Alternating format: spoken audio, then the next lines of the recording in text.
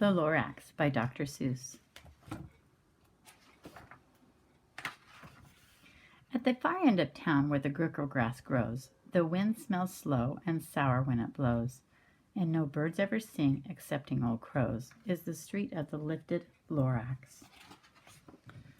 And deep in the grickle grass, some people say, if you look deep enough, you can still see today where the Lorax once stood, just long as it could, before somebody lifted the Lorax away. What was the Lorax, and why was it there? And why was it lifted and taken somewhere? From the far end of town where the grickle grass grows, and the old Onceler still lives here. Ask him, he knows. You won't see the Onceler, don't knock at his door. He stays in his lurkin on top of his store. He lurks in his lurkin cold under the roof, where he makes his own clothes out of myth-muffled moof. And on special dank midnights in August he peeks out of the shutters, and sometimes he speaks and tells how the Lorax was lifted away. He'll tell you perhaps, if you're willing to pay. On the end of his rope he lets down a tin pail. You have to toss in 15 cents and a nail and a shell of a great-great-great-grandfather snail.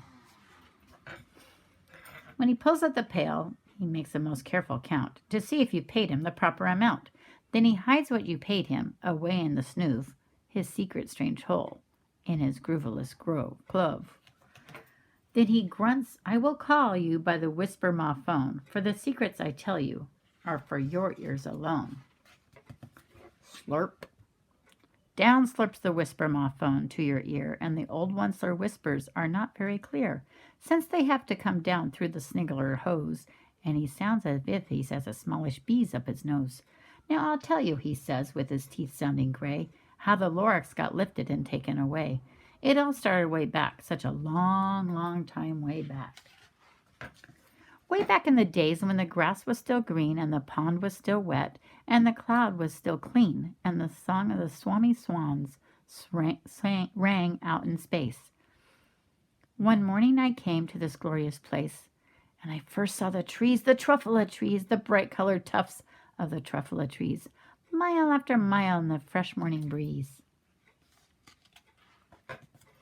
And under the trees I saw the brown barbabaloots frisking about in their barbaloot suits as they played in the shade and ate truffula fruits. From the rippleless pond came the comfortable sound of the humming fish humming while splashing around. And those trees, those truffula trees. All my life I've been searching for trees such as these. The tuft of their tufts was much softer than silk, and they had the sweet smell of fresh buttermilk milk. I felt a great leaping of joy in my heart. I knew just what I'd do. I unloaded my cart. In no time at all, I had built a small shop, and I chopped down a truffula tree with one chop. And with great skillful skill and a great speedy speed, I took the soft tuft and I knitted a thneed. The instant I finished, I heard a kazump. I looked, I saw something pop out of the stump of the tree I chopped down. It was sort of a man. Describe him? That's hard. I don't know if I can.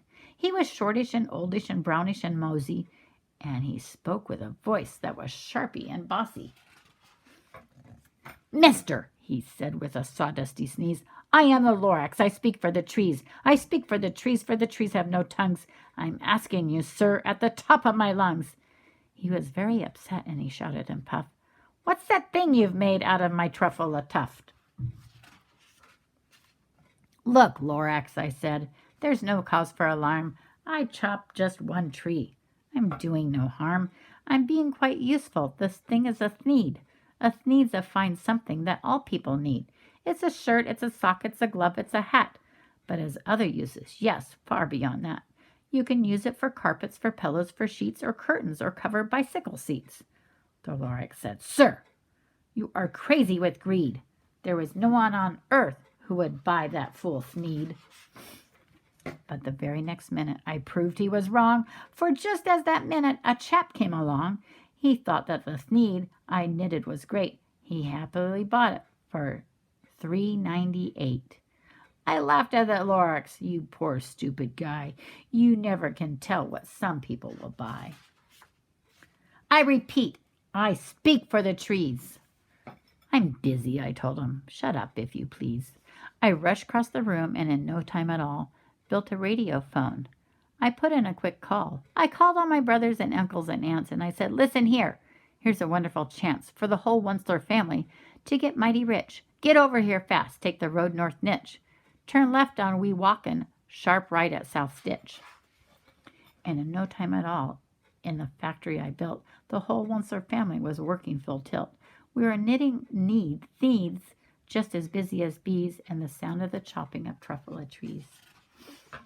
Then, oh baby, oh, how my business did grow. Now chopping one tree at a time was too slow.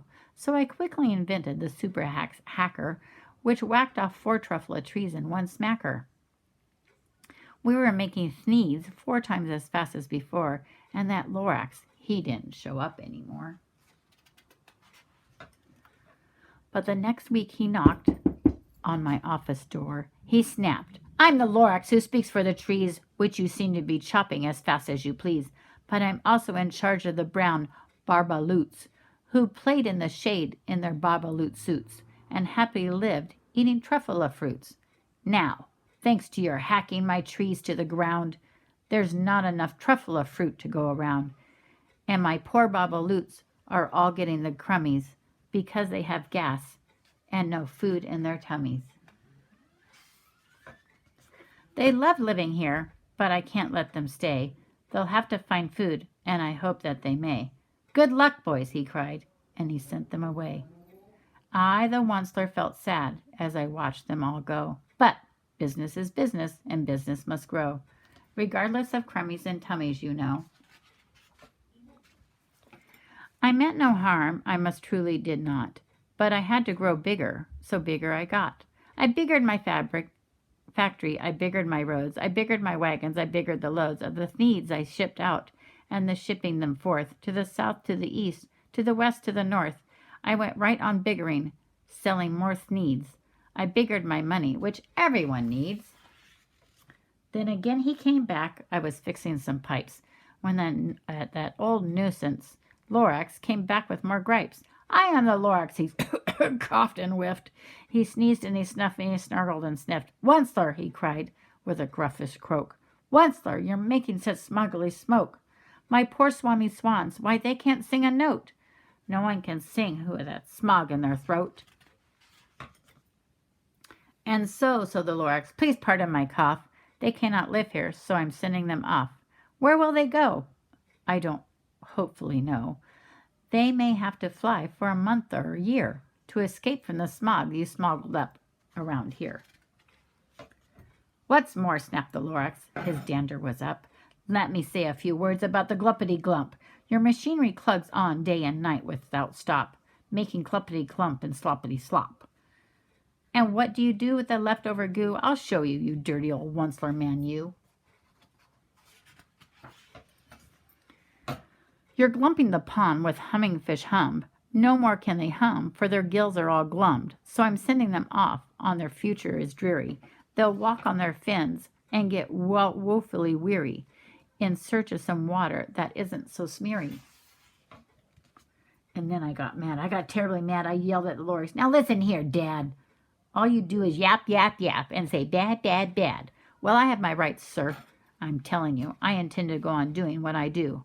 And for your information, you Lorax, I'm figuring and biggering and biggering and biggering and biggering, turning more truffle trees into needs, which everyone needs. And at that very moment, we heard a loud whack. From outside the fields came a sickening smack of an axe of a tree. Then we heard the tree fall, the very last truffle tree of them all. No more trees, no more needs, no more work to be done. So in no time my uncles and aunts and everyone all waved me goodbye. They jumped into my cars and drove away under the smoke-smuggered stars. Now all that was left neath the mad-smelling sky was the big empty fabrics, the Lorax and I. The Lorax said nothing, just gave me a glance. Just gave me a very sad, sad backwards glance. And he lifted himself by the seat of his pants, and I'll never forget the grim look on his face when he hoisted himself and took leave of this place through the whole of the smog without leaving a trace. And all that the Lorax left here in this mess was a small pile of rocks with one word, unless. Whatever that meant, well, I just couldn't guess. That was long, long ago. But each day since that day, I've sat here and worried away. Through the years while my building have fallen apart, I've worried about it with all of my heart. But now, says the Onceler, now that you're here, the word of the Lorax seems perfectly clear. Unless someone like you cares a whole awful lot. Nothing's going to get better. It's not. So, catch, said the Onceler. He let something fall. It's a truffula seed. It's the last one of all. You're in charge of the last of the truffula seeds, and truffula trees are what everyone needs. Plant a new truffula, treat it with care, give it clean water, and feed it fresh air. Grow a forest, protect it from axes that hack. Then the Lorax and all of his friends may come back.